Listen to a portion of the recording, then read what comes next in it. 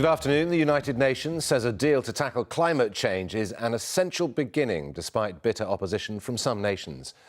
The agreement in Copenhagen is not legally binding and doesn't set firm targets to cut emissions.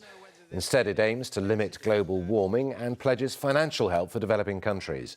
A short time ago, the UN admitted the deal was far from perfect.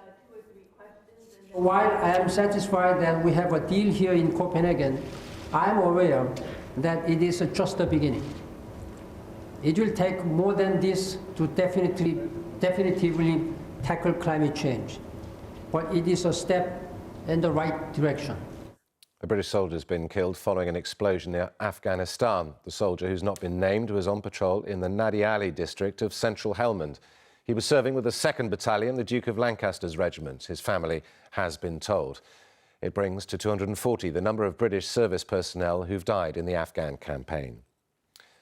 More than 2,000 passengers spent the night trapped inside the Channel Tunnel after 5 trains broke down in plunging temperatures.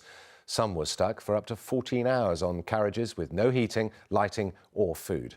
Gillian Kelly is at the Eurostar terminal in central London. And Gillian, what's happening there? Well, it's been absolute chaos here all morning as hundreds of people have arrived to try to get trains to Paris for Christmas. In the last hour, Eurostar has cancelled all the remaining trains for today. So there's been lots of anger and disappointment, and the same emotions apply to the people who've been arriving on those trains after horrendous 14-hour journeys. They described to me the situation with no lights, no air conditioning, so the trains got extremely hot, and there were babies that were screaming and crying with bright red faces in the heat.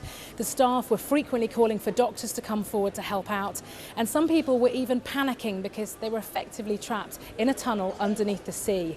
There was also very little food and drink given out, and even less information, and it's that last part in particular that's made people especially angry. OK, Gillian Kelly, thank you very much indeed. Finally, Christmas shoppers are expected to spend up to £2 billion this weekend. Today's expected to be one of the busiest of the year on the high street. Sales figures show that millions of people may have delayed buying presents to try and take advantage of pre-Christmas sales.